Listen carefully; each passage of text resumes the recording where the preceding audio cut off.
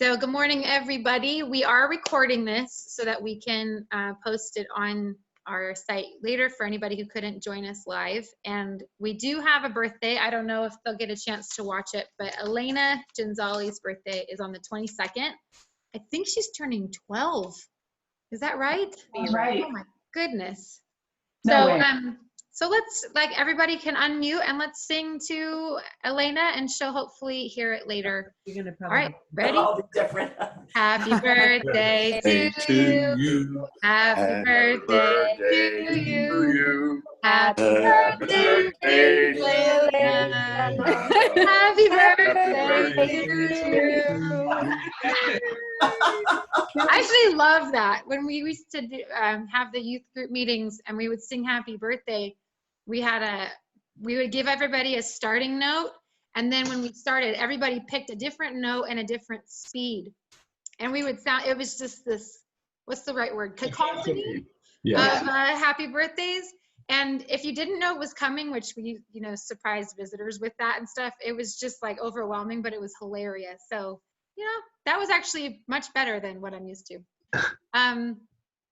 All right, we're gonna start with some worship, and I'm gonna keep the screen sharing going so that we can share the words. I'm gonna do a song, and then Linda's gonna do a song. While we're doing worship, make sure you mute your microphone so that the music is heard through everybody without being cut into. And then, like I mentioned in the email and in the Facebook post, we're gonna kind of keep a normal church format. We're just gonna do 2 songs. And then I'm going to share a message we kind of already planned for me to speak this Sunday, but we really liked the Zoom format, so we thought we'd give it a shot, make it a little mashup. And then at the end, we'll kind of open it up for some discussion and see how it goes. Hopefully it worked really good because we really did enjoy the interaction that we got last week, so should be good. So we're going to start with Just As the Angels, and then Linda's going to lead a song too. So we pulled this song out of the files, but a bit from a while ago, but really, really good song. My guitar's already out of tune a little bit.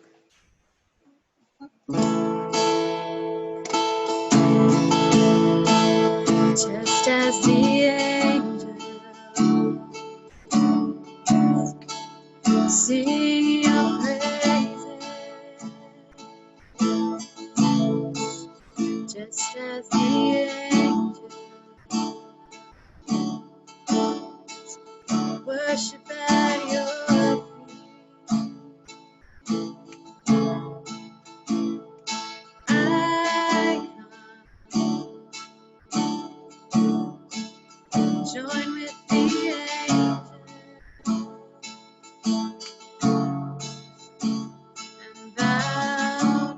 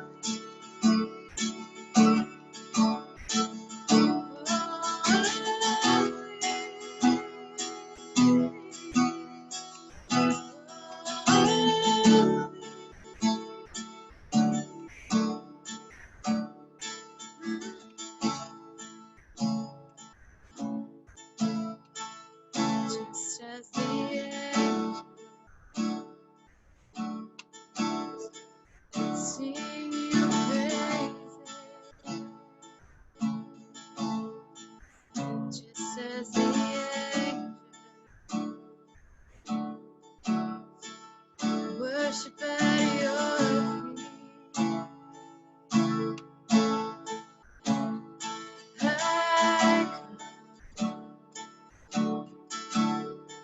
I join with the angels and bow down before my King. Sing holy,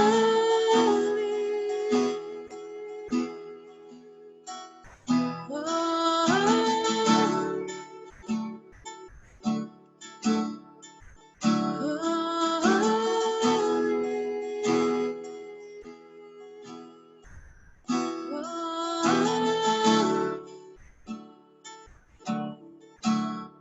sing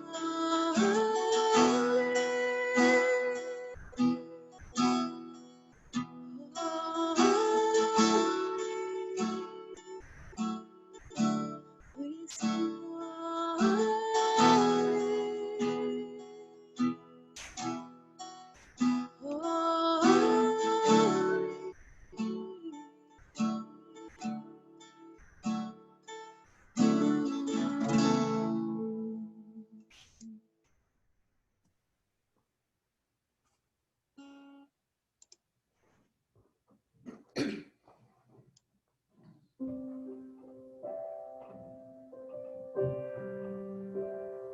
when the darkness fills my senses, when my blindness keeps me from your touch. Jesus, come. When my burden keeps me doubting, when my memories take the place of you, Jesus, come. And I'll follow you there to the place where we meet, and I'll lay down my pride as you search me again. Your unfailing love, your unfailing love, your unfailing love over me again. When the darkness fills my senses, when my blindness keeps me from your touch, Jesus, come. When my burden keeps me doubting, when my memories take the place of you, Jesus, come. And I'll follow you there to the place where we meet, and I'll lay down my pride as you search me again. Your unfailing love, your unfailing love, your unfailing love over me again. Your unfailing love, your unfailing love, your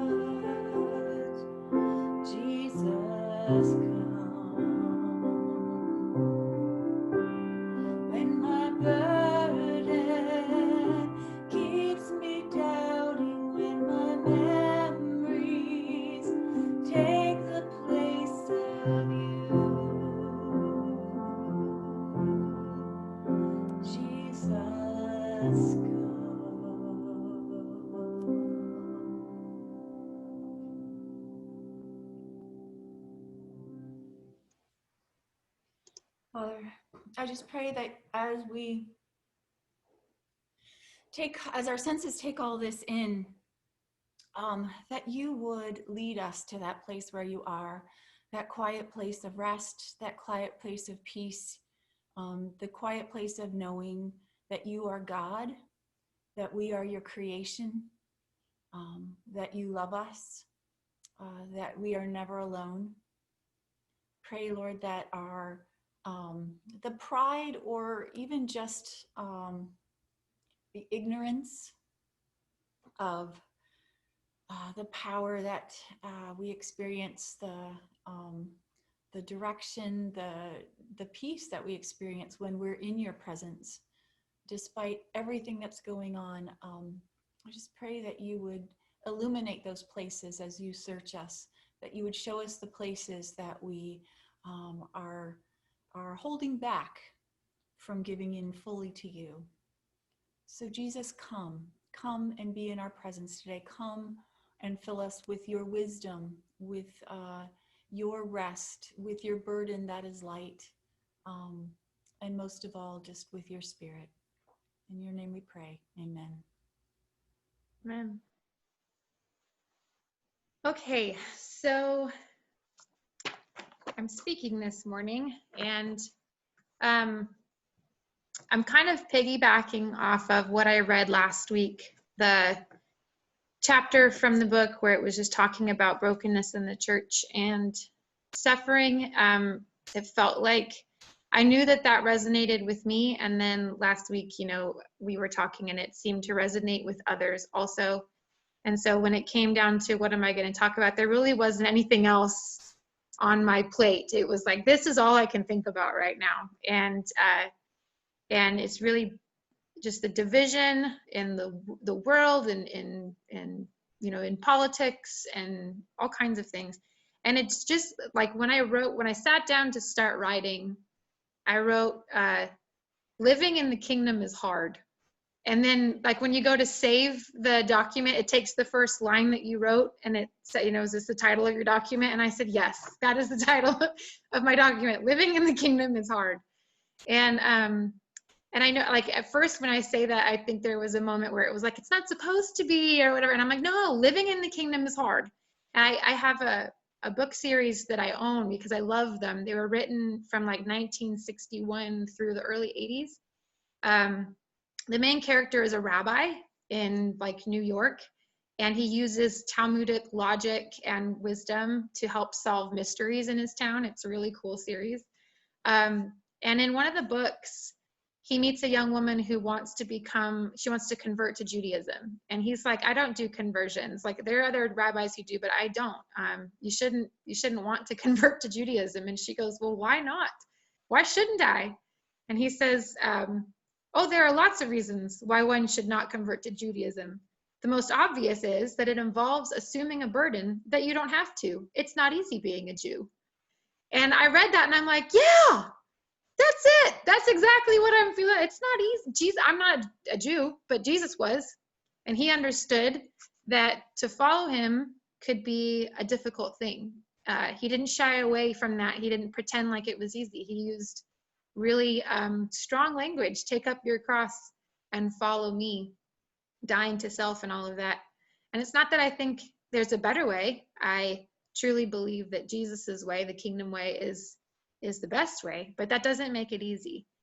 It means taking a really good long look at my character, my responses, my emotions, my intentions, and being willing to lay them down, to submit them to the authority of the kingdom. And I'm a very stubborn, prideful person. So maybe that's harder for me than it is for other people, but that is a hard thing to do. It's also hard because we want to do what's right, represent the kingdom well, and be a light in the world. And sometimes there's just as much division within the church as there is outside of it. And I just feel like now more than, I mean, besides times when I've actually been through a church split, when there's been literal division in a church, this is definitely a time where I feel like there's just more of it than I'm used to seeing, and I suffer for it, and I know other people suffer for it. So first of all, I just wanted to start by saying there are a couple things that have brought me a lot of comfort in that, and I thought I'd share them with you in case they bring you comfort as well. The first being that God suffers with us. And I think for a while I needed that perspective shift, because it's easy to think of God just kind of up there and he's fine because he knows the end, and therefore he doesn't really, suffer with us. But he does. He suffers with us. And Jesus, when he goes to see Mary and Martha, and Lazarus has passed away, and yes, he's going to go on to raise him, and like all this cool stuff is about to happen. But before that happened, in the midst of their suffering, he didn't like slap them upside the head and say, quit it. This isn't even that big of a deal. Everybody's going to die. No, it says that he wept with them. He suffered with them. I have a book that I love, even though it makes me cry every time I read it. Like every chapter, I'm crying. It's called Messy Spirituality by Mike Yaconelli, and it's all about the brokenness in the church, but in a very hopeful way. It's a really good book. And in it, he tells this quick story. It's like 2 paragraphs, so I'm going to read it to you. It's called Sue, the woman whose silence silenced the angry. A group of us were at a spiritual retreat when an innocent late-night discussion escalated into a toxic disagreement that exploded into an extremely angry argument. Provoked and frustrated, we all went to bed upset. The next morning, we requested help from one of our spiritual directors, Sue, who graciously agreed to mediate the situation. Early in the afternoon, we gathered in a small room and started unraveling the argument of the night before. As the discussion went on, the tension in the room escalated as ugly words shot back and forth. Anger again filled the room. Meanwhile, our spiritual director remained silent, making no attempt to mediate whatsoever. What was the matter with her? Why wasn't she intervening? Our discomfort increased until our director's silence became so loud we stopped arguing. One by one, we looked up to see Sue, quietly sobbing. Her eyes reddened, her face distorted with anguish at our pain. Without saying a word, our spiritual director broke through the anger in the room, silenced our shouting, connected with the deep cause of our bickering, and put us on the road to reconciliation. Even though Sue did not understand the complicated dysfunctional relationships among the members of our group, God used her silence and her tears to begin a process of healing. I read that years ago when I first bought the book, but I feel like Sue is a picture of God in that he does. We get angry and we fight, and it escalates into toxic words and accusations, and meanwhile God weeps. And that picture is enough to really quickly diffuse my anger. And I think that when we kind of tap into that, we become the same, and we become the ones weeping over the division and the anger amongst his people. So there has been comfort I've taken in knowing that God suffers with us. There's also, I've taken comfort in Ecclesiastes chapter 1, which I think came up in the discussion last week when we were talking. But there's what has been will be again. What has been done will be done again. There's nothing new under the sun. This became a conversation after dinner one night between Courtney and I. And we didn't get way into it, but it started me on this process of thinking how much I take comfort from knowing that nothing is new or takes God by surprise. Nothing is new to God. And in fact, nothing is really even new to humanity.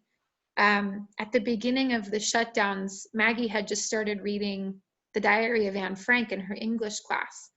And we were making, comparisons while her situation was far worse, and I don't mean to call them equal, but we were making comparisons of what it meant to be a teenage girl, shut inside the house, cut off from, her friends and all of her normal routines and what she had always known, and everything changed.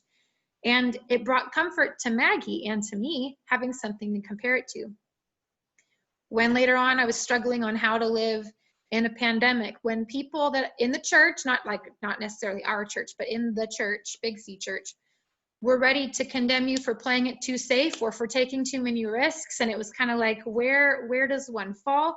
I came across a letter written by Martin Luther in 1527 to a reverend in Breslau during a plague epidemic. Because it was an epidemic and not a pandemic, there was still the opportunity to flee the area and go somewhere safe. And this reverend had written to Martin Luther many times, asking for wisdom from the church leader, whether it was appropriate for a Christian to flee the epidemic and how to behave in an epidemic and in a plague. And there was clearly a bunch of division on how to respond. You had Christians saying no, we need to stay and don't take any medicine and don't take any preventative measures because this is God's will for us. And then you had the people going, no, if you can leave, you should leave, and all this stuff.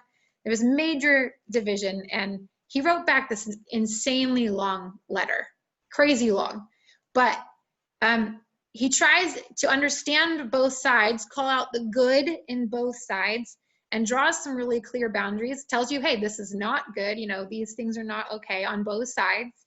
And towards the end, he says this: you ought to think this way. Very well, by God's decree, the enemy has sent us poison and deadly offal. Therefore, I shall ask God mercifully to protect us.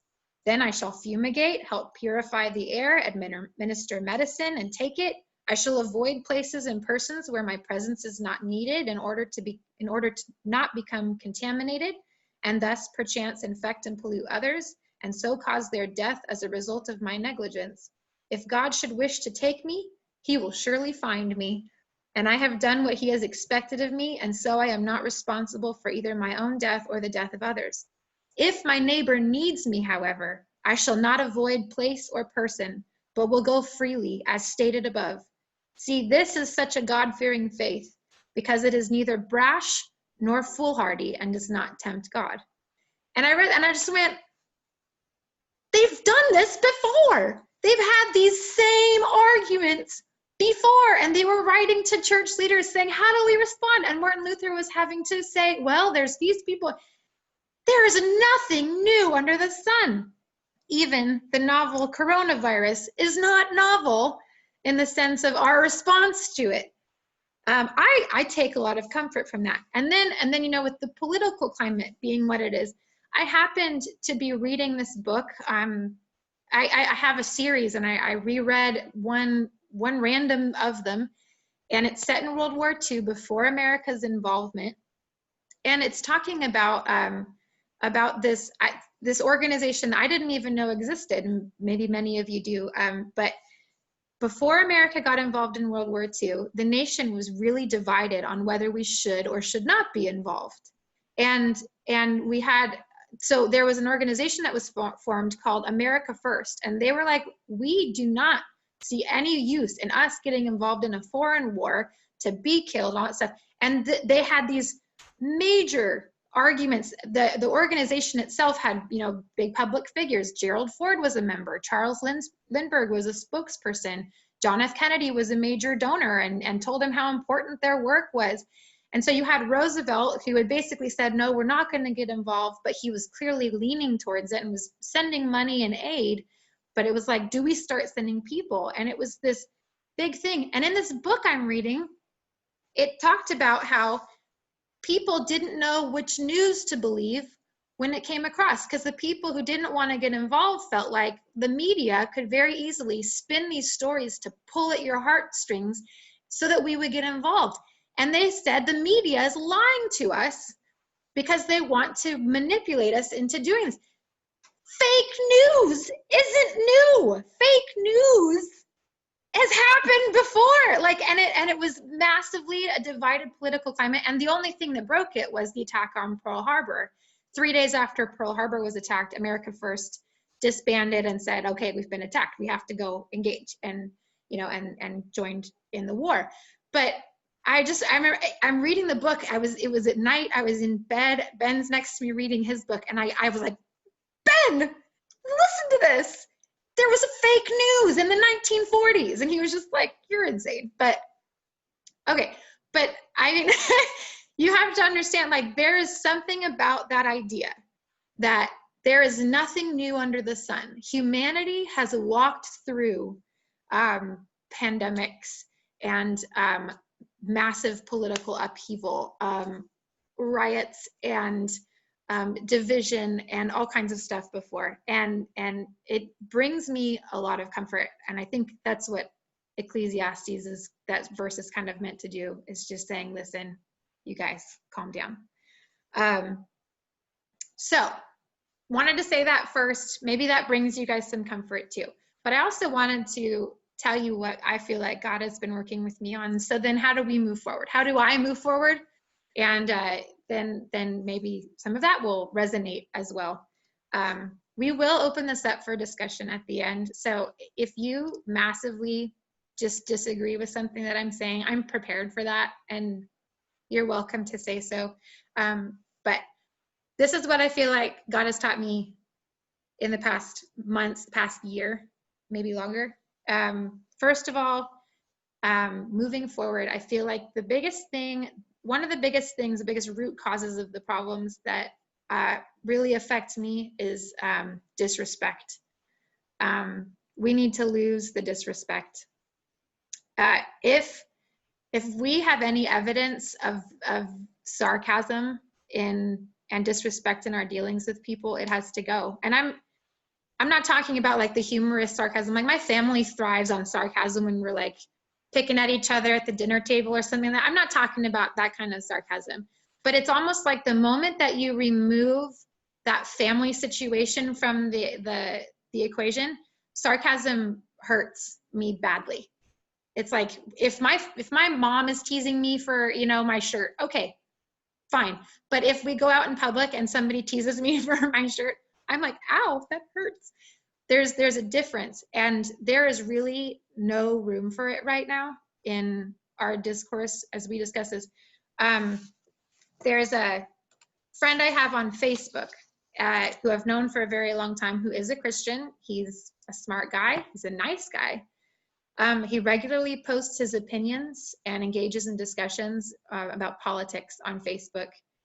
And when someone says something he disagrees with, his first response is to use the little laughing emoji, which might not seem like that big of a deal. But even as someone reading it, it's so disrespectful. It basically says, hey, engage with me on this. And someone says, hey, well, this is what I think. And he immediately laughs at them. Or he writes, you know, LOL, who would think like that? Blah, blah, blah. You know, and it's incredibly disrespectful. And right there, as soon as that happens, any chance for a meaningful discussion or a disagreement has ended. It's over. Any hope that the person on the other end would know that they are valued and loved in spite of their disagreement is gone. With a single emoji, it's just over. And this kind of disrespect is a major cause of I think the political climate being as divided as it is. I had written down a bunch of examples. Like, I don't even want to bring them up right now. I had written down a list of all of the ways that both sides disrespect the other side, sometimes incredibly publicly. things that, one side calls the other and all that stuff. And the list actually was really painful to read through. So I just deleted it. I was just like, I'm not going to go there. I don't even know if it would be helpful or harmful, but another aspect of it is just remembering how hard it is to recover from that kind of disrespect when we're so isolated. I read an article about the women on The View, the talk show. The talk show really thrives on having different opinions represented. That's its whole, that's the whole show. And before the pandemic, the women would sit down at the table and they would passionately discuss the issues of the day, sometimes having these heated debates. And then when the taping was over, it's a small set and there's no individual dressing rooms. And so they would all go to the main little loungy area and they'd sit on the couches and they would pour a glass of wine and they would talk as family. And they would smooth over any of the surfaces that had been roughened up while taping the show that day. And they would leave feeling good, feeling safe. Well, when the shutdowns happened, they switched taping The View to Zoom view. So they had all these women from their homes doing the same thing. But something changed. They became more cruel during the debates. They became far more sarcastic. Tension seemed to build from week to week. And they started to have real problems between the hosts of the show. They didn't finish feeling safe because when it was over, they turned off their computer and they were alone at their house. There was no discussion afterwards. There was no smoothing over. There was no reminders that they're loved and valued. It was just over and they were left feeling very judged, very misunderstood, feeling unheard, feeling attacked, feeling isolated. And recently they've come back to shooting in person. And that tension is still there and it's causing major problems on the set. It's causing major problems with the viewership because people can sense that that's been removed and they have to work on it. And they're acknowledging that this is what happened. The connection, the community is gone because they were isolated from each other. And without the knowledge that they were going to be okay, it wasn't safe to disagree anymore. It wasn't a healthy thing. And in today's isolated situation, I think it's more important than ever to go out of our way to treat each other with respect. It's a big deal. I also know that like for Ben and I individually, like, different people have different personalities, but for both of us, respect is a big deal. We try to treat each other with respect. We both want desperately to be respected. So I think that we've avoided a lot of issues even when we disagree because we value respect so highly. And I think that it's just something that we should work on. Also, just feel the need to point out, like, all of this is stuff I feel like God is teaching me. Like, he's teaching me. I need to work on getting rid of sarcasm. I need to, so none of this is so all of you need to fix this. So this is me, and then if any of it resonates, awesome. So the big thing that I've been really focusing on is Micah 6:8, which I had on the welcome screen when you joined in. And it says this, "And what does the Lord require of you? To act justly and to love mercy and to walk humbly with your God." And I feel like every time that I feel like I have some kind of breakthrough or understanding of what God is trying to show me in this, it relates to one of those: act justly, love mercy, and walk humbly with your God. So I just wanted to go through those really quickly. Maybe not that quickly, but hopefully quickly. First of all, act justly. So in light of all of that, do we have opinions? Are we allowed to have opinions? Are we allowed to judge between right and wrong? Absolutely. We were given logical brains and reason and common sense and morality and ethics, and we should absolutely use them. Even like we look in the Bible, we see different camps of theology among the Jews. You had the Pharisees and the Sadducees, and they were incredibly wise teachers who were theological experts. And the reason that they were different is they disagreed on major theological topics. With the two of them, it was on resurrection and spirits and angels and all of these things. But it was never everybody always agreed. We even see the apostles talking about, they're getting frustrated because they're like, some of you follow Apollos, and some of you follow, Peter, and some of you, and it's like they were frustrated by it, because they were like, God, we're all supposed to be one. But at the same time, they never said stop thinking. They never said get rid of your opinions, don't bother judging between what's right and what's wrong. They just said that should be subject to the authority of the kingdom of God. And if any of that requires of you that you do not love your neighbor, then it's gone. It doesn't belong. Everything is subject to the love of God. Everything is subject to the authority of God. Because if God is love, then he's not going to lead us to a place where we cannot love our neighbor.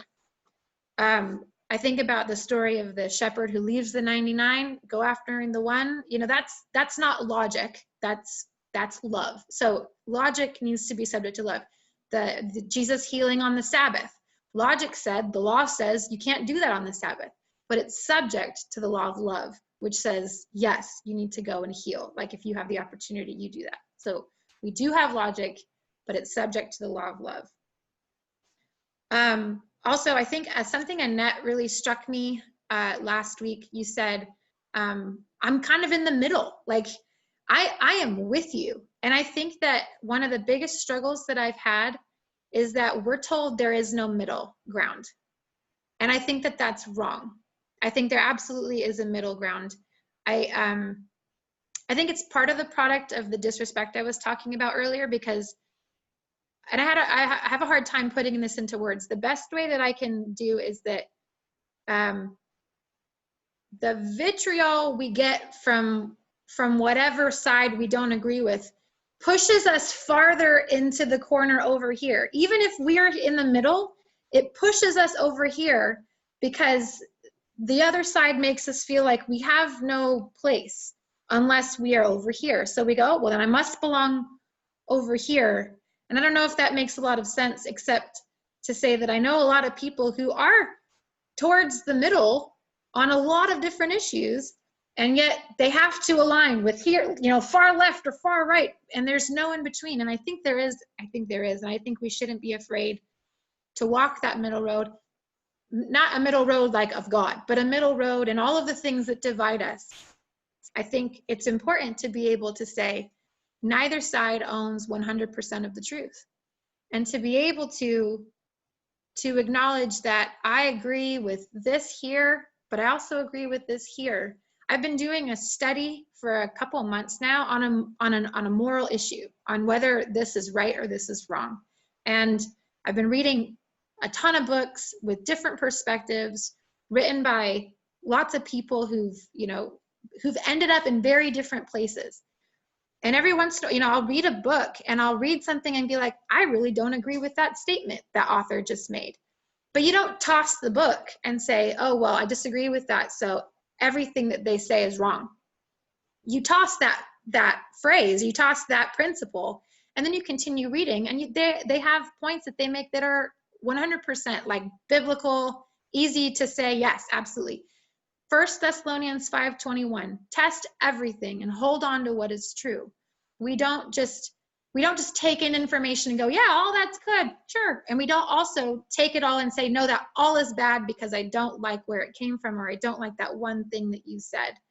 And so I think that there is a bit of a middle road, but acting justly is being true to our opinions, to test everything, hold it up to the light of God, and have opinions and all that, but subject all of that to the love of God. Okay. Number 2, love mercy. In history, the division amongst humanity is not unique or rare. It is all too common. And in each event in history that we look at, you have the church on both sides, right and wrong. Yeah, we have the benefit of history, of looking back into history to determine, oh, well, that was wrong. But the church has had people on both sides. The church had, people on both sides of the Crusades. We know now the crusade, that was not right. But the church was thinking they were right. We had the church on both sides of World War II or the Holocaust. We have the church on both sides of the Civil War. Okay, so the church cried out to intervene on behalf of the Jews in World War II, and the church cried out not to be thrust into a foreign conflict. The church, it's like, just because we're the church doesn't mean that we don't have differences of opinion, different perspective, differences in the way we look at. It doesn't mean that we're always right, because the church is human. And I started writing this, and I said we, but I'm going to say me. I am brave, and I'm also a coward. I am proud and also humble. I hold my opinions loosely, knowing I could be wrong about this, but I also can find myself passionately caring about issues at hand. It's both. It's absolutely both. And those things don't mix well, because what ends up happening is I end up boldly speaking when I should be quiet, or I end up quiet when I should be speaking out. I end up boasting when I have no right to boast, or I defer the praise that I deserve and when I should be honored. I fanatically defend things I don't even know enough about to fanatically defend, or I shrug my shoulders when I should be like a warrior fighting for something. Those things don't mix well. And it would be really nice if the church just agreed on everything. It would be great. I wish you all just agreed with me all the time. That would be wonderful. But that's not going to happen. Derek's like, absolutely not. It's not going to happen. But what does that mean? So what now? Do I, when we're being told it's us against them, do we unfriend everybody who disagrees with us? Or, call them, oh, well, those people must not be really Christians, and we walk away. I've seen a lot of that lately. It's not an extreme statement, and it's not even that I know plenty of people who are unfriending people that disagree with them, or, all that stuff. But I'm saying it because I've thought about it, because it would be a really easy thing to just boot those people off my feed, or say, I'm just not going to engage with that person anymore because it's not safe. It's not, whatever. It's hard. Every time that a new order came through over the summer, whether it was shutting the church down, reopening them, saying we can't sing, okay, we're open again, but we're outside, or just all the different orders. Every time a new order came down, I found myself bracing for the debate of, okay, how are we going to respond to this? And I was just like, here we go again. And even then I knew that everyone was doing their best to obey God and stand for and do the right thing. Like, I have 100% confidence that was the case, but we still disagreed vehemently over which side of that argument we stood on. And that's because these are no small arguments. These are not small issues we face. This is not about arguing over what color to paint the narthex. This is the camps that we're divided into. We have pretty powerful labels. We're labeled as cowards, corrupt, liars, fascists, racists, misogynists, white supremacists, terrorists. Where's the compromise? We don't negotiate with terrorists. How do you compromise with racism? How do you compromise? There's no such thing. This is a big deal. And I think this is where mercy comes in. First of all, getting rid of rhetoric is a really good thing too. But mercy made possible by love. Love, it transforms our view of those Samaritans that are on the other side of the issue. Because really, we don't have to tell the story. We know the story of the Good Samaritan. The Samaritan was the worst of the worst to the Jewish people. They didn't worship God correctly. They didn't even worship the right God. Their blood was mixed. They believed all the wrong things. It was shocking to them that the Samaritan was the one who showed mercy. Love transforms our view of the other side, and love is the way that we see the humanity in the person that we would otherwise write off, and mercy is the result of that love. And thank goodness, because I don't deserve the love and the mercy that I receive.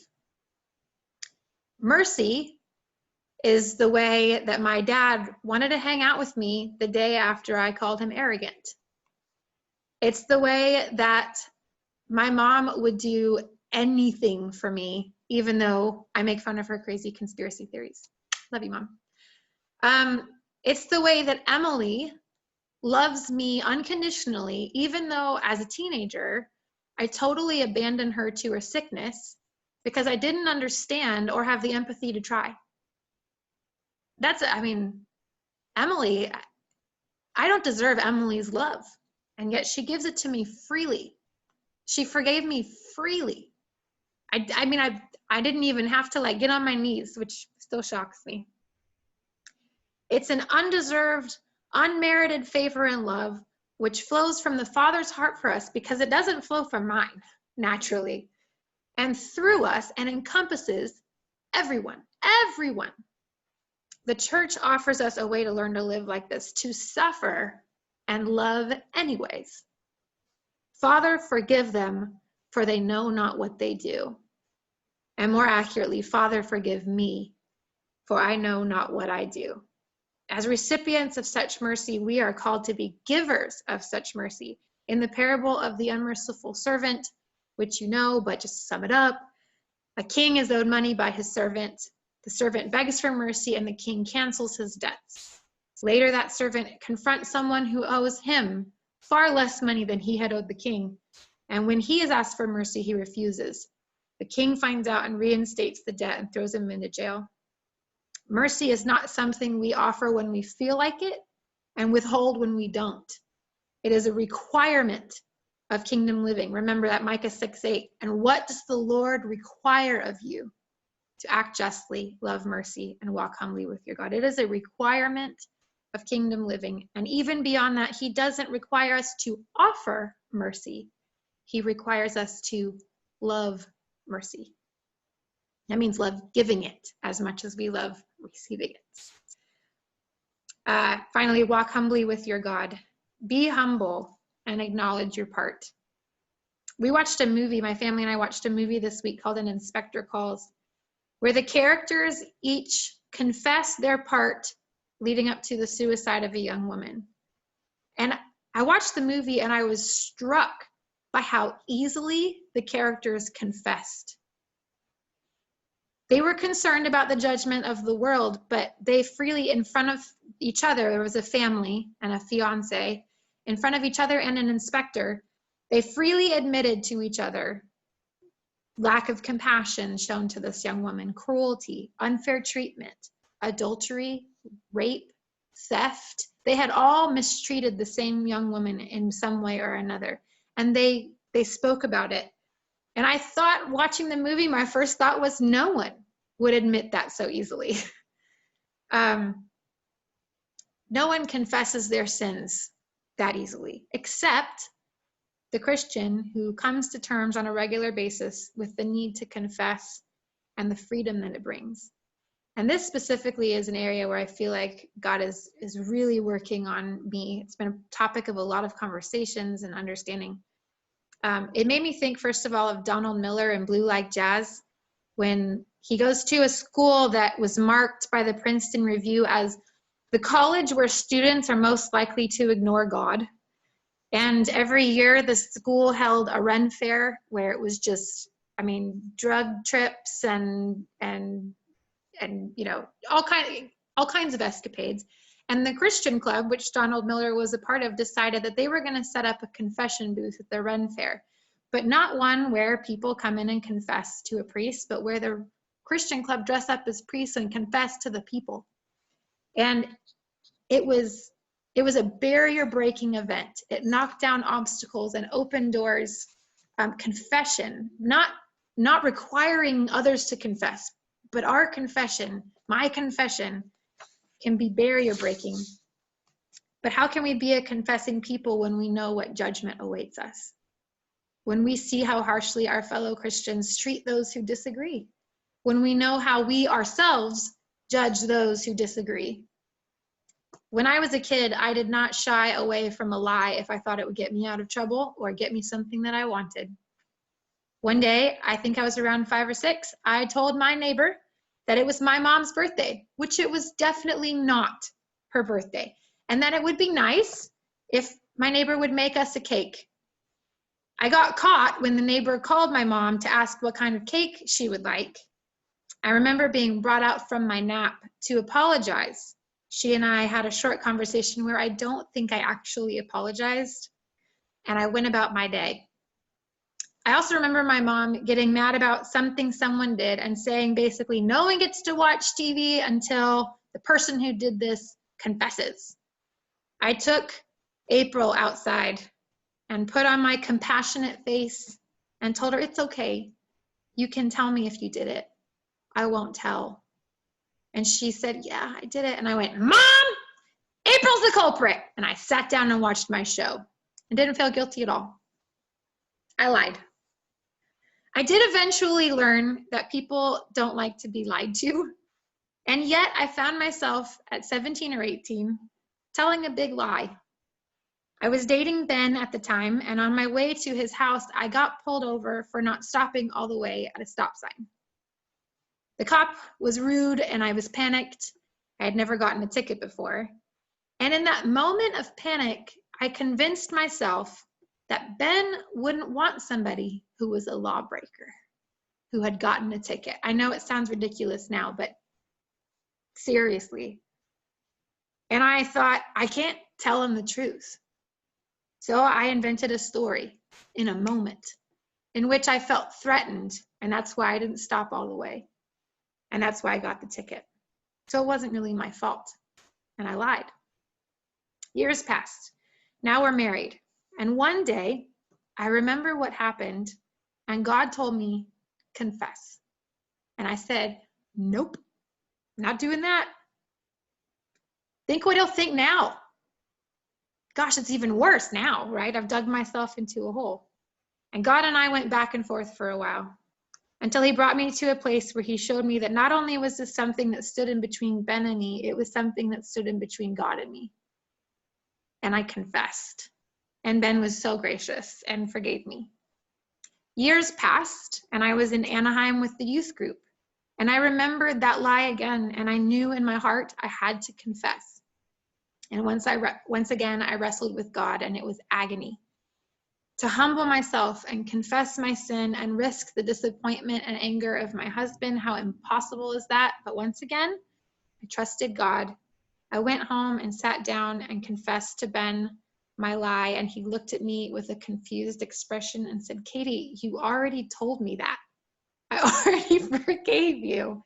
I had completely forgotten that I had already confessed. And that was a big relief. So, but the agony was real. The whole wrestling was real. So what did that experience teach me? Number one, I have a really terrible memory, and that's the truth, 100%. Number two, the freedom that lies in confession. Proverbs 28:13, he who conceals his transgressions will not prosper, but he who confesses and forsakes them will find compassion. And I did. Number three, the amazing grace that my husband has for me. And number four, just because it's dealt with once doesn't mean it can't be used against us again. Satan was definitely able to use my lack of memory to attack me again. You know, you're a liar. If Ben knew the truth, he wouldn't have married you. You'll lose everything if you tell the truth. It was all just as real the second time as it was the first. And we need to become a people who are not quick to point the finger unless it's at ourselves. And that's not a radical concept. I know I'm not saying anything new. That's the whole, you know, why are you looking at the speck of dust in your brother's eye when you got to deal with the plank in your own? Or Dad's used the phrase many times recently instead of, you've heard it said, hate the sin, love the sinner. But instead I say, hate my sin, love my neighbor. Like it's all tied up in that same stuff. But I think that there's something about the knowledge that we can humble ourselves and be accepted, forgiven, and shown mercy that allows us to humble ourselves more. That confession and forgiveness breeds more confession and forgiveness, and pretty soon we find ourselves in a place of freedom that we didn't get to experience before. And I'm grateful to be in, you know, a place where I can throw myself under the bus like this and be like, yeah, I totally did this. And I'm not going to lose my job. And, you know, I don't think any of you all are going to, you know, come TP my house or something like that. But we have to be the place where we can confess to each other and find mercy and find grace, where we can humble ourselves because it is the only way to redemption.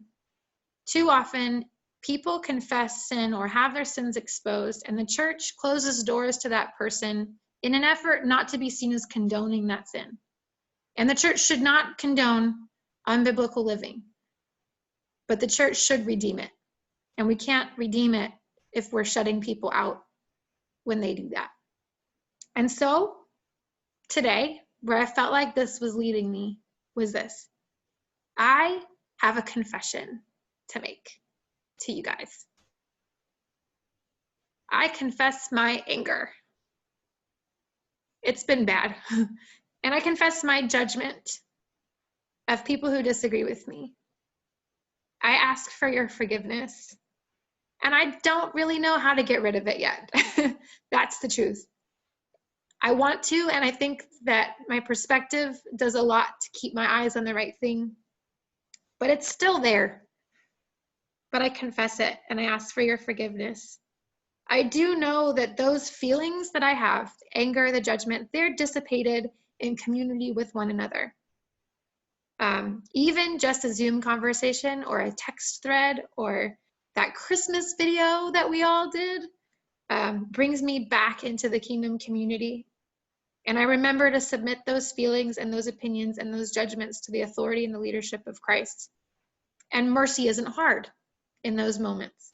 In fact, I love it, which I'm supposed to do. I benefit from it. I'm a major recipient of it. My anxiety lessens. I see forward. I see a way forward where I didn't before. It reminds me of that town in Pennsylvania that Dad has kind of talked about a couple times, Roseto, Pennsylvania. It was the town of Italian immigrants who formed a really close-knit community in Pennsylvania. It was studied in the 1950s because they had nearly no heart disease for what would be an otherwise very high-risk group. They had amazing health. The city had like no crime. They had very little need for any public assistance. Even though they ate fried everything. They studied their diet was horrible. They smoked unfiltered cigars. They drank wine like it was milk. They worked in quarries filled with gas and dust, and yet they had this amazing longevity and happiness in their community. And the author of one of the studies credited it to the cohesiveness in the community. He said there was no competition, there was no keeping up with the Joneses. They lived more or less alike. They even ate the same meals the same nights of the week. As predicted, over the next 50 years, as the Roseto cohort shed their Italian social structure and became more Americanized in the years following the initial study, heart disease rates increased, becoming similar to those of neighboring towns. When we adopt the ways of the world, we suffer for it. And when we move into that place of kingdom community, we benefit from it. Our very health benefits from it. I mean, I made it no secret that I have an anxiety disorder, and so does my daughter. And when we are in a place of good kingdom community, all of that seems to be, it's no big deal. Maggie, the other night, we're going to bed, and we're in a really good place right now. I feel, we feel very loved. We have connections, we have forgiveness amongst the family, all kinds of stuff. And Maggie's laying in bed and she goes, "Mom, my anxiety is like gone." And I'm like, I know, right? It's amazing what being in healthy community can do. So when we live in the kingdom, even with all of its cross-bearing and self-denying, we benefit from it. To quote Mike Yaconelli in the books, the Messy Spirituality book, he said, "Christianity is not for people who think religion is a pleasant distraction, a nice alternative, or a positive influence. It's the place where desperation meets Jesus." And this year has brought more than its share of desperation. So I just want to pray, and then we're going to chat, and we're going to try to chat for like 20 minutes and then be able to sign off at noon. But I just want to pray before we do that. God, there have been many times in my life where you've called me to live out a hard truth, where where the rubber met the road. And this past year has been one of those watershed moments. Following you is full of little deaths. But when we have our eyes on you, it feels like a small price to pay. It's when I remove my eyes from you that it feels really impossible. So today, I just confess that I have tried hard to figure things out on my own, and it has led me down a path full of hurt and anger and isolation and separation. And please just forgive me for taking such a wide detour. And now I thank you for giving me a different perspective, and I pray that I would be determined in my goal to keep that perspective even when it's challenged, which I know will come. Jim will probably challenge me in the next 5 minutes. Yeah, and all of us, I just pray, let your kingdom come, let your will be done. In Jesus' name we pray, amen. So I just invite you to unmute so that we can have a discussion.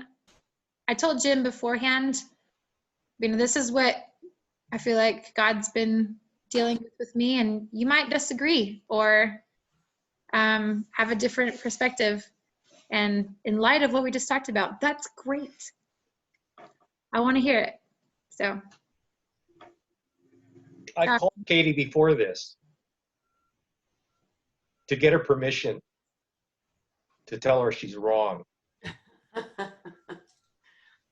Actually, I can't. If you ever prepare a sermon or a talk or a paper or a speech on things in the Bible, you find that, at least it's been my experience, that anything that I put down on a piece of paper, I could do the exact opposite talk. Because, as Paul says, all things are lawful unto us. Not all things are good, but all things are lawful.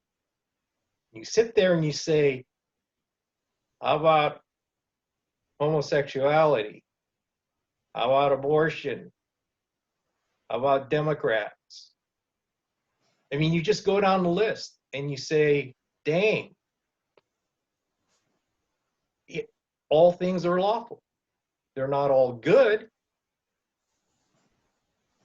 I took this Christian ethics class about 25 years ago, and I was just thinking, okay, they're gonna tell me all the things that I already know because I've been taught this.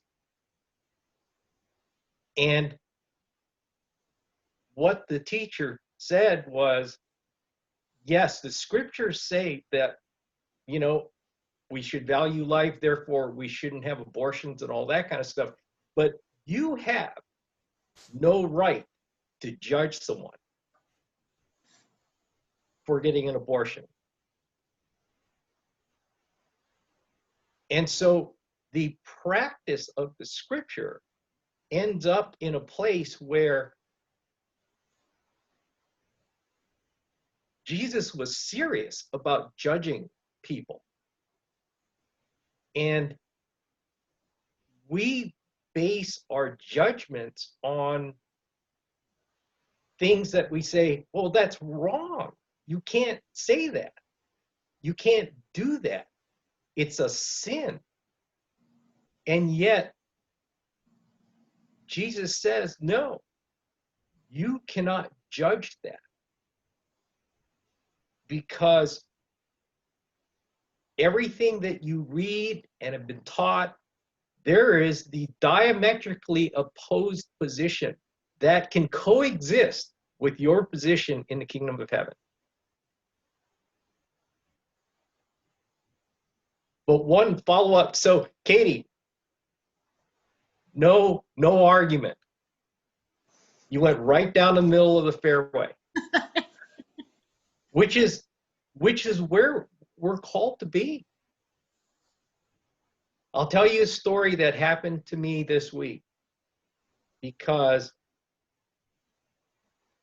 Jean, I don't know if Jean's, Jean. Jean's met my client, Michelle, who is, Oh, I mean, she is far left. The great thing about Michelle is she's very kind. But remarkable. I was dreading, I went back to her place. I haven't been there for like a month. And I was dreading going there because CNN is on almost 24 hours a day and loud. And it's hard for me to work in that environment. One, because I vehemently disagree with everything they say. But it's also depressing because you just go, how can these people think the way they think? And so this was Friday that I went there, and I was dreading going to her place. And just before I went in, I had sort of a Derek moment, because Derek shared last Sunday about, because we were just going, does anyone else have anything to say? And Derek unmuted his mic. And then when he got on, he said, I just unmuted my mic, and I don't know why. Because he was just going, hey, I unmuted my mic and everyone's expecting me to say something. So I was at Michelle's door, and I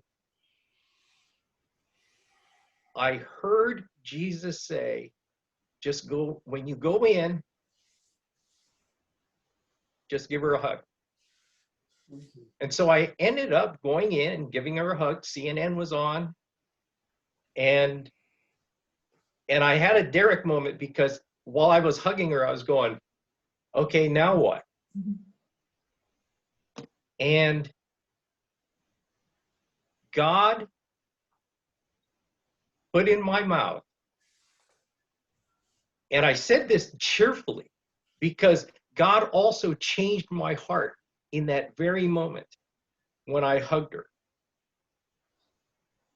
And I said to her, hey, Michelle, your guy won. Mhm. And that set the tone for the rest of the day. There was no more tension. And Michelle, again, is very kind. I mean, she's very kind to me, and she's been kind to Jean, and she's generous. And it was great. But God calls us to something that we can do. And the last thing that I noticed when Katie was speaking, well, two things. I want to make one comment. One, we're not taught how to do this. We're taught to not discuss religion and politics around the family table. We're taught, if you can't say something nice, don't say anything at all. We're also taught not to how to resolve, how do I take a stand on something without agreeing that that thing's correct? I mean, these are all learned behaviors, and we're not taught that by anybody. We're not taught that in school. We're not taught that in church. I mean, we just aren't. So here's the last thing I noticed when you were speaking, Katie. When you gave the example of Martin Luther King. Martin Luther. Martin Luther, sorry. Okay. there's that cultural thing that, you know, I've been taught. Martin Luther King. It just comes out. But when you gave the story about Martin Luther, you noticed that the people turned to their spiritual leaders and said, how so do we live? By World War II, they turned to their politicians. Now that we've lived under the American system for so long, who do we turn to? Everyone's just going, hey, I make my own decision. It's my life. I have no responsibilities to anyone but myself and maybe my immediate family. There's no input beyond that.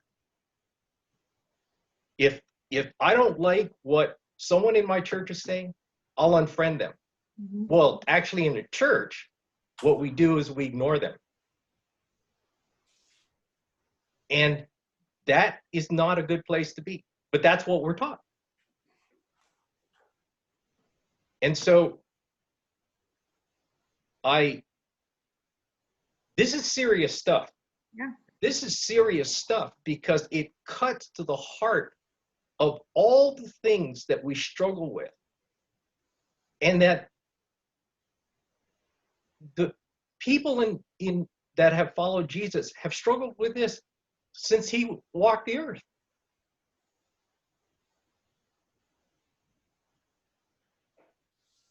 So good job, Katie. Good job, Derek. And Courtney, now time for you to say something. You promised to do it this week. Well, she promised if we were all going to bring something, but that wasn't a requirement of this week, so. Well, that's an assumption as to how the church is structured. Let's see if anybody else has something to say. We have about 10 minutes left.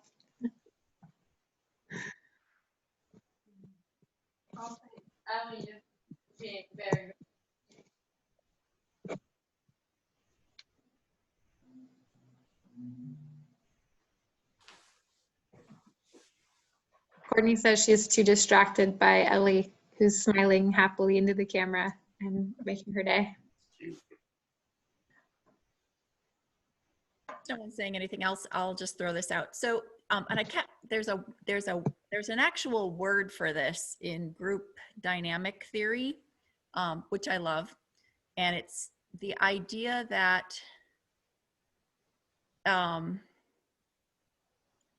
in a group of people, if there becomes splits, and what happens is when people double down on one side of whatever it is,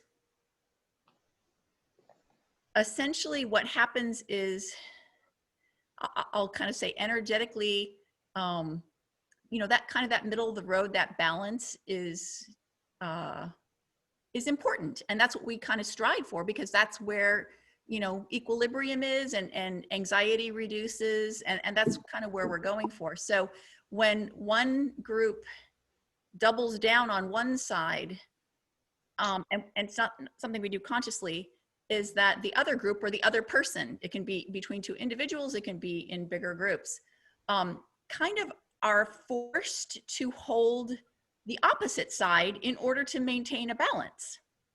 And so this is, in terms of like working with people, is really interesting, because if someone is feeling so, you know, just dug in, coming alongside them and listening is a way to kind of calm things down and allow them and allow ourselves to hear, you know, to come alongside and to really understand, because we work so much on assumptions that we really don't understand where things are coming from. Like, why do you hold this? This is important for us to know.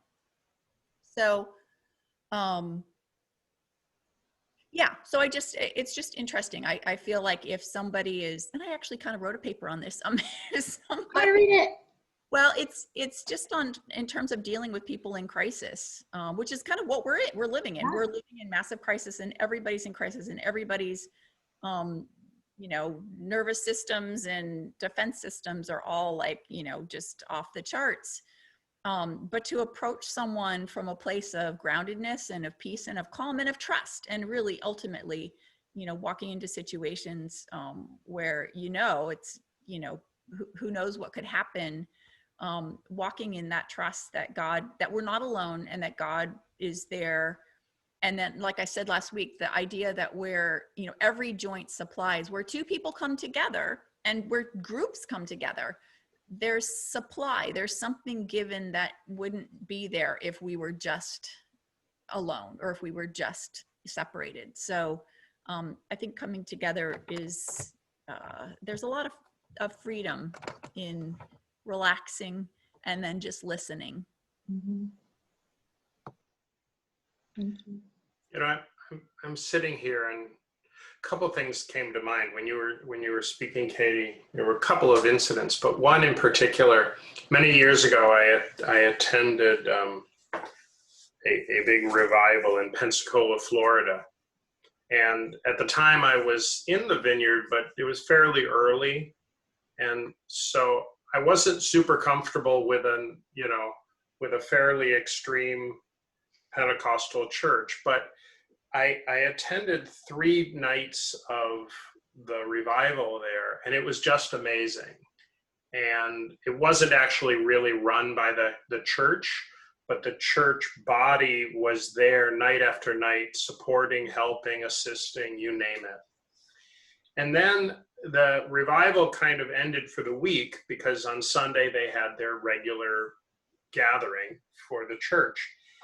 And I remember being struck by the fact that it was way over the top for me, right? The openness of tongues at the time and things like that, I just did not fit my understanding of appropriateness in the church, you name it. And I could feel myself almost kind of cringing and almost wondering. I don't think I ever really thought about walking out, but that was my instinct. And then I remember myself thinking, okay, I've been here now for 3 days, and I know these people. I know their hearts. I know how they love the Lord. And while I may not be comfortable with this expression, I know in my knower, as John Wimber would say, I know their heart, and they love the Lord, and he loves them. And that wouldn't have been how I would have felt if I had just showed up on Sunday. And it's not exactly a parallel, but I think there is a parallel. In people's hearts, it is definitely is a parallel, because I think when we know someone's heart, and I think we pretty well know each other's hearts, and even though we may not agree, or we may see things differently, or put ourselves in a place where we're uncomfortable, like Paul was, if we know other people's hearts, it's easier to accept how someone may worship differently, or have different political beliefs, or whatever it is. I think we have to remember what's in someone's heart, and know that we're all kind of in one place, spiritually, or, it's helpful. It's very helpful. And I think we have to remember that when we don't agree, because I've been there for the last year, not agreeing with a lot of people, and I keep my mouth shut, and I just kind of, and sometimes it opens and I say things, but I know where people's hearts are, and I know that we all love the Lord, and we are all in one place together, and that makes a huge difference.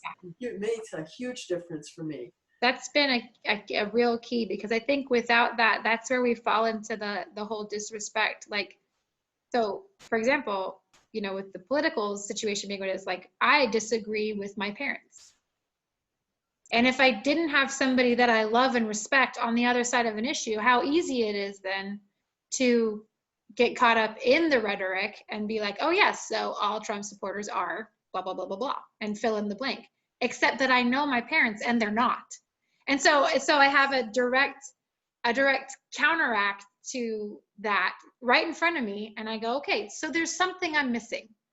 And, at first it's, it starts with the anger and all that stuff, but then you start to go, okay, well, no, like my parents would give the shirt off their back to anybody. They're not this way. They give their lives to, the homeless ministry and all these things. So it's like, okay, so it stands as a truth in the midst of all the lies that make us want to just be like, oh, anybody who disagrees with us is this way, or anything that makes us uncomfortable is this way, and we can just shun it. We can't do that. Yeah. And I think, I'm as I've been thinking about this today, especially because I very much appreciated your words, but in recent times, and we've talked a little bit, not a lot. And we don't talk because it's hard. Mm-hmm. But I realize that at the core, and this is, I suppose, one of my confessions, I don't trust God enough. Mm. I definitely don't talk to God enough. And I don't want to say it, because even as I say it, I know it isn't true. But for me, God isn't enough. Mm. And I say it in this context, and I shared this on our SOCM thread, but Putty Putnam wrote a really amazing piece recently that he shared on his thread. And he referenced a book called The Failure of Nerve, which talks about leadership, but how what he basically said was, a strong leader has their own center and is not fundamentally influenced by what happens around them. And they don't have to therefore respond. I still remember John Wimber years ago when he was being just horribly attacked within the church for his positions and what he believed. He wrote a whole piece on why he didn't respond. And it basically was God had said to him, I'll take care of it. Trust me. Whatever they say, don't let it get to you, because you're in my arms. And that's so easy to say and so hard to do, that we as human beings define ourselves, by our environment, by our friends, by our community. And inevitably we want them to feel what we feel, to agree with what we say, what we believe. And if they don't, we question the relationships, I guess. And now, truthfully, it's become, in some ways, much worse because it is so polarized.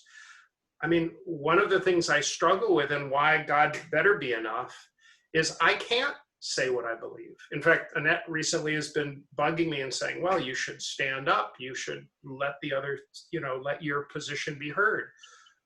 But I can't without being demonized and attacked, and especially because I live in a work environment where half of my donors might walk away right now, and I don't feel I even have the right to do that to my company. So I post virtually nothing on Facebook that I believe. I don't even like or emoji things I agree with, because I'm afraid somebody is going to interpret that correctly, I suppose, and then make what I would argue is a really terrible choice. And when I say that, I don't mean that you have to try and prove your position. I don't mean that at all. I'm talking more about how it makes you feel. Like when I read these things, I feel hurt. Or, I don't agree with, that's more what I mean. Not to make your political stand and say, I want to prove my point. That's not at all what I mean. This week in school, I read a book to the students called The Other Side. It's a story, I don't know, you may have it in your library, Katie. It's by Jacqueline Woodson, and it's about segregation. And there's a fence in the middle of the town, and it runs the whole town, and no one is allowed to cross that fence. And it's about two little girls, one on one side who's white, the other side black, and they become friends. But it takes a whole summer for them to even dare to speak to each other. And they eventually start sitting on the fence because they're not allowed to go to the other side but they can sit on the fence. And they spend the whole summer on the fence talking and looking around them. And eventually, more children start sitting on the fence. And at the end, they say, you know, someday this fence is going to be knocked down. And they all said, yeah, someday. And I read this story to the students, but then I related it to today. And I talked about invisible fences that we put up in our country and in our neighborhoods and in our families. And, you know, because these invisible fences are as dangerous as that fence that was in the town.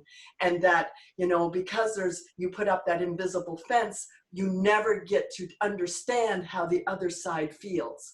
You know, you can't talk about something because all you have is anger and you want people to think the same way you do.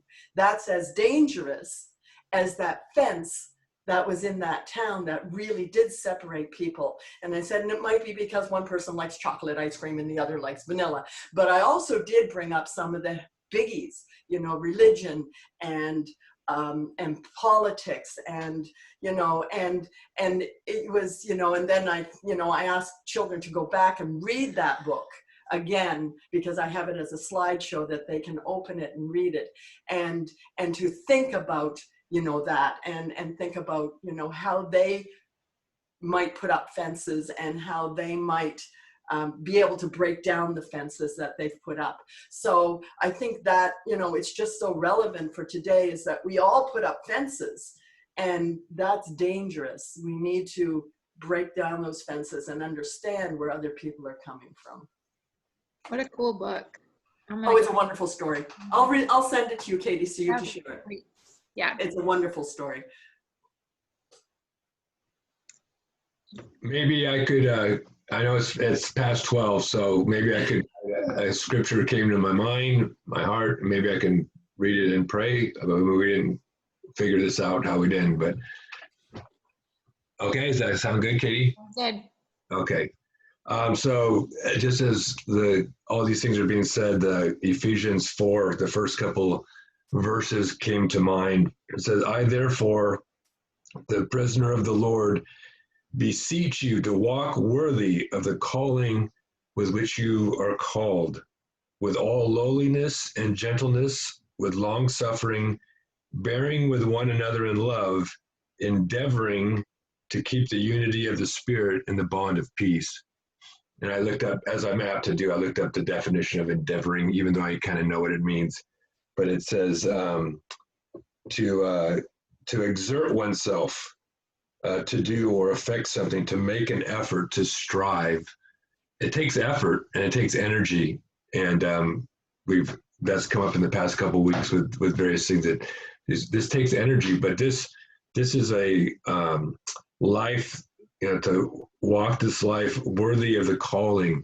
God's called us to something that's worthy, more worthy than all the baloney of this world. And it takes effort, and it's done with lowliness and gentleness and long suffering and bearing with one another in love. And I think that if we can keep those types of things front and center instead of the things that are thrown into our face in this world, that will help us know what to expend our energy on and to give ourselves to, as opposed to letting it be dissipated by the baloney of this world, destructiveness of this world. And because there's somebody in charge of this world, again, that we need to understand. So thanks, Katie, and thanks for everybody who's spoken, even for people who didn't speak. I enjoy watching Eleanor, just as of Eleanor's first church service, I don't know. So, and seeing everybody's faces again. So Father, just thank you for drawing us back towards that which is at the center of all of this law of love, this kingdom of your great and wonderful Son of light, that as much as we get caught up in the other stuff, because we're inundated with it, we're surrounded with it, we're swimming in it, Lord, you have not just called us, but you have made the way and you draw us by your Spirit to leave that environment behind and to enter into another environment, your environment, and to be in you, and to have you in us. And just ask you to continue to draw us to those things that we need to see and we need to hear and we need to give ourselves to. Most of it's just pretty simple stuff. And if we could just give ourselves to those simple things, Lord, you have not just promised that everything would be good. You have allowed us to taste and see. We all have experiences that say, yeah, when we go there, it's awesome, and I want to live there. So thank you for this church, this community you've put us into to work this out with, to support us with, to as those joints supplying one to another. Thank you for every single person that's on this Zoom call, as well as the other ones who aren't here today. And you have called us the light. Let us be the light, understanding that by being the light, by being the people that you have called us to be, just our existence is good for this world. And so it's not just for us and not just for our family, but it's for this world, that we would do the things that you've called us to do. Thank you. We worship you. We love you. And we just want to be in you more. In Jesus' name, amen. I feel like you should close it with your typical closing phrase, Dad. So, so trust Jesus, do good, and wash your hands. I gotta have the clap. Who felt the earthquakes last night?